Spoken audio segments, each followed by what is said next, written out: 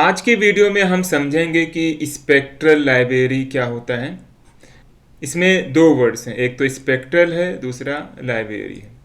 तो जब भी लाइब्रेरी वर्ड हम लोग सुनते हैं तो जो सबसे पहली इमेज बनती है हम लोग के माइंड में, that is the library of books, जो कि बहुत कॉमन है। तो नॉर्मली हम लाइब्रेरी ऑफ बुक्स को लाइब्रेरी ही कहते हैं। बट इसके अलावा भी लाइब्रेरीज होती हैं। For example photo library. ठीक, इसको अगर आपको समझना है तो बहुत सिंपल सा एग्जाम्पल ये है कि आपके पास फ़ोन होता है, आप फ़ोटो क्लिक करते हैं, राइट, और वो सारी फ़ोटोज़ इवेंचुअली एक जगह जाके कहीं सेव होती हैं। फॉर एग्जाम्पल गैलरी में जाके सेव हो गई। तो जो आपके पास वो कलेक्शन ऑफ फ़ोटोज़ हैं, that is called as photo library. अगर लैपटॉप की बात करें तो लैपटॉप में कुछ इस तरह से दिखती है। तो इसको अगर आप डिफाइन करें तो that is the collection of images you have already taken, so that is a photo library. ठीक है, तो लाइब्रेरी ऑफ बुक्स हो गया और फोटो लाइब्रेरी भी हो गई। इसके अलावा एक और एग्जाम्पल से समझते हैं लाइब्रेरी को, that is the dictionary, right.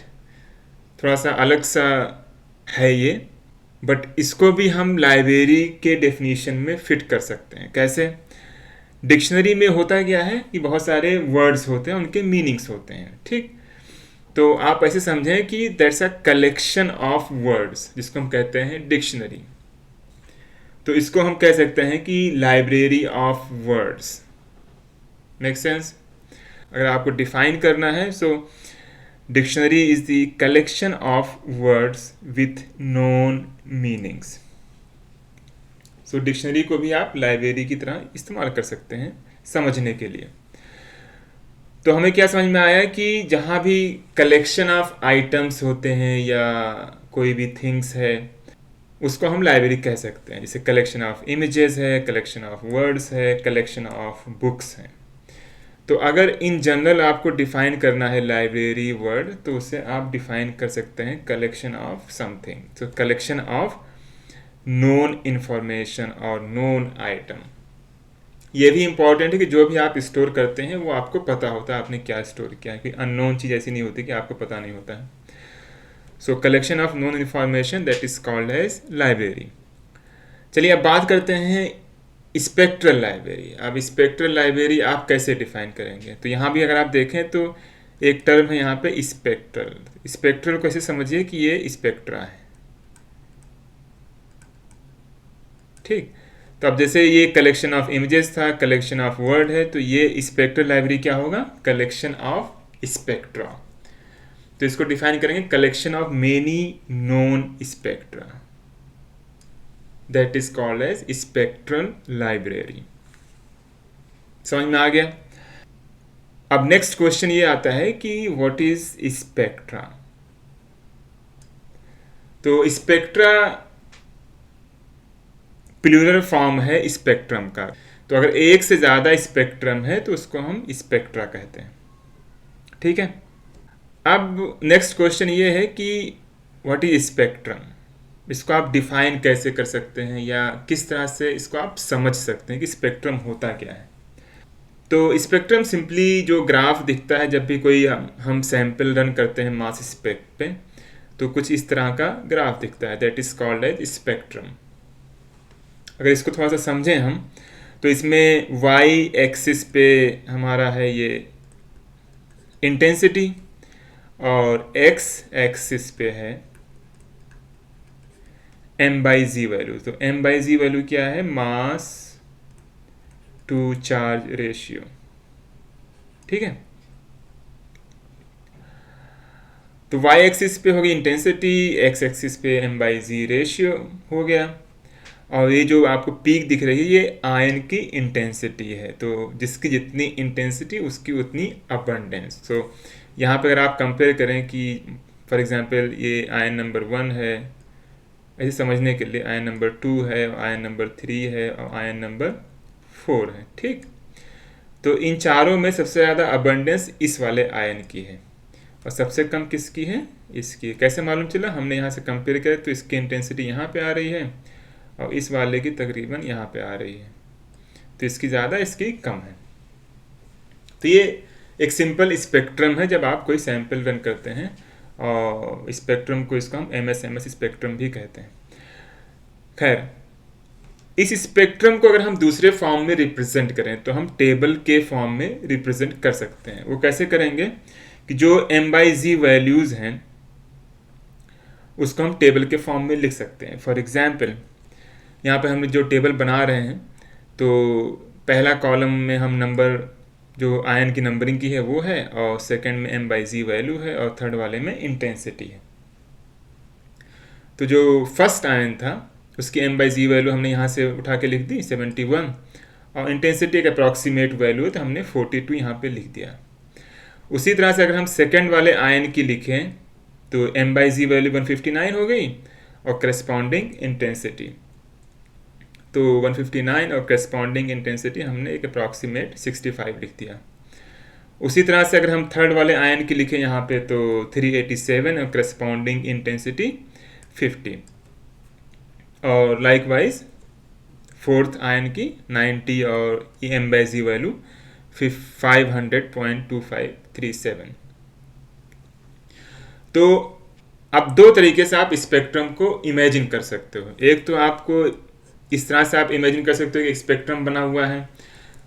दूसरा तरीका इमेजिन करने का है टेबल के फॉर्म में कि M/G वैल्यू दी है और इंटेंसिटी दी हुई है, इंटेंसिटी की वैल्यू दी हुई है। ये टेबल ज़्यादा इंपॉर्टेंट इसलिए है कि इस वैल्यू से आप इसको ड्रा कर सकते हो कहीं भी, और एक्चुअल में जो डेटा स्टोर होता है वो इसी फॉर्म में होता है, टेबल के फॉर्म में या कह लें, या इस न्यूमेरिकल वैल्यू के फॉर्म में ही स्टोर होता है। ये तो एक विजुलाइज करने का तरीका है कि आप आसानी से समझ सकें। तो ये आपकी जो एक्चुअल वैल्यू जो आती है मास स्पेक्ट से कुछ इसी तरह से आती है। M/G वैल्यू है, इंटेंसिटी कितनी, बाद में ये ग्राफ बन जाता है। तो ये सिंपली एक मास स्पेक्ट्रम है, मास स्पेक्ट्रम है। अगेन, तो हम जो बात कर रहे थे वो स्पेक्ट्रल लाइब्रेरी की कर रहे थे, ठीक।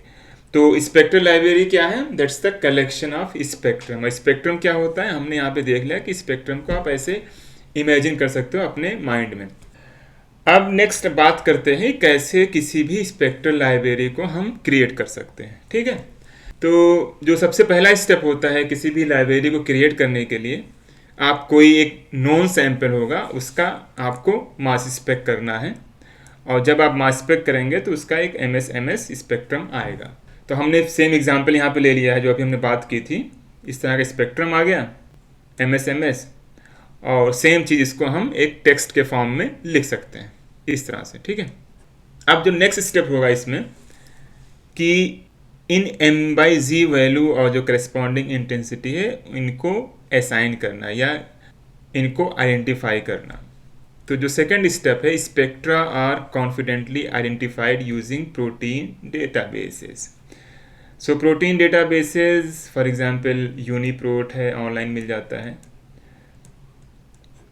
तो इसमें करते क्या है कि जो हमारे पास ये मास स्पेक्ट्रम की वैल्यूज़ हैं या ये टेबल की वैल्यूज़ है, इसको हम इस स्पेक्ट्रा या डेटाबेस इस डेटाबेस के अगेंस्ट रन करते हैं, जो थ्योरेटिकल डेटाबेस है। तो जब इसके अगेंस्ट हम रन करते हैं तो वो करता है क्या है कि इन M/G वैल्यू को असाइन कर देता है एक पर्टिकुलर अमाइनो एसिड से, जो कि हमें फाइनली एक सीक्वेंस मिल जाता है। फॉर एग्जाम्पल, अगर हम यहाँ पे ड्रा करें कि अमाइनो एसिड का सीक्वेंस या कौन सा अमाइनो एसिड ये आइडेंटिफाई करेगा, तो फॉर एग्जांपल M/G वैल्यू 71 है, तो इसको ये आइडेंटिफाई करा फॉर एग्जांपल मेथायोनिन। कैसे आइडेंटिफाई हुआ? जब हमने इस डेटा को इस डेटाबेस के अगेंस्ट रन किया, और ये डेटाबेस क्या हो सकता है? यूनिप्रोट फॉर एग्जांपल, जो कि प्रोटीन डेटाबेस है। उसी तरह से हम नेक्स्ट वाले को अगर ये आइडेंटिफाई करेगा तो टायरोसिन हो सकता है। ये जस्ट एग्जाम्पल है समझने के लिए। नेक्स्ट वाला लाइसिन हो सकता है, उसी तरह से ये एलेनिन भी हो सकता है। तो इवेंचुअली हमें मिला क्या कि इसने क्या किया कि जो M/G वैल्यू थी उसको करस्पॉन्डिंग अमाइनो एसिड को असाइन कर दिया, ठीक। और इसके साथ साथ ही हमको यहाँ पे इस स्पेक्ट्रम का एक सीक्वेंस मिल गया। तो फॉर एग्जांपल मेथायोनिन M है, टायरोसिन Y है, और लाइसिन K है, और एलेनिन है। तो इस तरह का एक हमको सीक्वेंस भी मिल गया। तो जो नेक्स्ट स्टेप होगा कि जो हमें रिजल्ट मिला है इसको स्टोर करना। So these spectra are stored along with relevant information. Relevant information यही है जो हमने यहाँ पे एनोटेट किया with amino acid residue like methionine, tyrosine, lysine and alanine. तो जब इस तरह की इन्फॉर्मेशन को हम स्टोर करते हैं और जो फाइनली वो कलेक्शन बनता है that is called as spectral library. तो इन शॉर्ट स्पेक्ट्रल लाइब्रेरी क्या है? कलेक्शन ऑफ स्पेक्ट्रा, और या ये कह लें कि कलेक्शन ऑफ एक्सपेरिमेंटल स्पेक्ट्रा, क्योंकि यहाँ पे हमने मास स्पेक किया, उससे जो डेटा आया हमने उसका स्पेक्ट्रा बनाया है, ना कि थ्योरेटिकल डेटाबेस बनाया जो नॉर्मली ऑनलाइन अवेलेबल होता है, जो कि इसे यूनिप्रोट है, ये थ्योरेटिकल डेटाबेस है।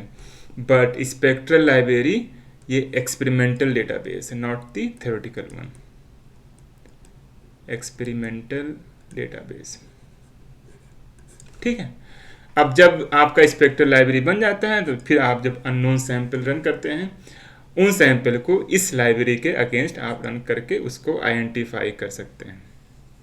So that's it. If you found this video helpful, please do like this video and subscribe to my channel.